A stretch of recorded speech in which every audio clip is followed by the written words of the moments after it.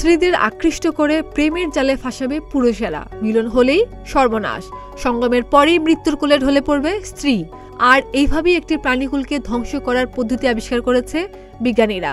America ও পশ্চিম আফ্রিকার বিভিন্ন জায়গায় এই পরীক্ষা করে ভালো ফল পাওয়া গিয়েছে বলে দাবি করছেন বিজ্ঞানীরা। সম্প্রতি নেচার জার্নালে এই গবেষণা নিয়ে একটি প্রতিবেদন প্রকাশিত হয়। ম্যালেরিয়ার বাহক এনোফিলিস মশাদের বংশ ধ্বংস করার বারবার চেষ্টা করেও ব্যর্থ হয়েছেন বিজ্ঞানীরা। কারণ এই জাতীয় মশারা দিনে দিনে তাদের চরিত্র বদলে আরও ভয়ঙ্কর হয়ে উঠেছে। রাসায়নিক স্প্রে, কীটনাশক প্রয়োগ করেও সাময়িকভাবে তাদের রুখে দেওয়া সম্ভব হলেও একেবারে নিঃশেষ সম্ভব হয় না। তাই এই এনোফিলিস মশাদের বংশ ধ্বংস করতে বিজ্ঞানীদের নতুন আবিষ্কার ছত্রাকের রেণু। এন্টোমোপ্যাথোজেনিক ফাঙ্গাস নামে এক ধরনের ছত্রাক আছে যারা মাটিতে বা পানিতে জন্মায়। এই ছত্রাক যদি কীটপতঙ্গের শরীরে ঢুকে তাহলে বিষক্রিয়া হতে পারে। ম্যালেরিয়ার বংশ ধ্বংস করতে এই প্রজাতির কিছু ছত্রাককে নিয়েই গবেষণাটি করেছে বিজ্ঞানীরা। ছত্রাকের জিনগত বদল ঘটিয়ে প্রাণঘাতী বিষের রেণু তৈরি করেছে তারা। পরে এই ছত্রাক রেণু পুরুষ মশার শরীরে ঢুকিয়ে দিতে পারলেই জেনেটিক মিউটেশন ঘটিয়ে বিষ তৈরি করবে, সঙ্গে পুরুষ মশার চরিত্র বদলে দেবে।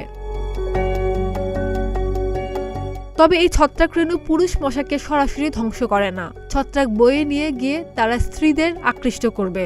সঙ্গমের পরে স্ত্রী এনোফিলিস মশার শরীরে ঢুকে যাবে সে ছত্রাকের রেণু। ছত্রাক শরীরে ঢোকার 24 থেকে 48 ঘন্টার মধ্যে মৃত্যু হবে স্ত্রী এনোফিলিস মশার।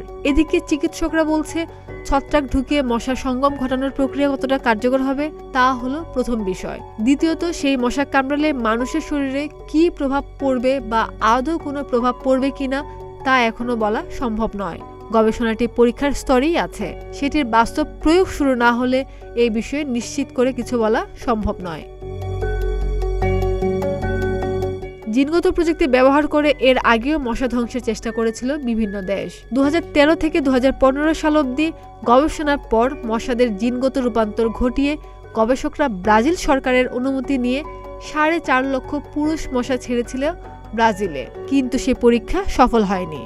প্রথম স্ত্রী মশারা ফাঁদে পড়লেও পরে তারা সতর্ক হয়ে যায়। তবে এবার বিজ্ঞানীরা দাবি করছেন পূর্বের ভুল ত্রুটি শুধরে নেওয়া হয়েছে। আশা করা যাচ্ছে ম্যালেরিয়া প্রতিরোধে এই উপায় সফল হবে। খাদিজা নিপা, প্রতিদিনের বাংলাদেশ।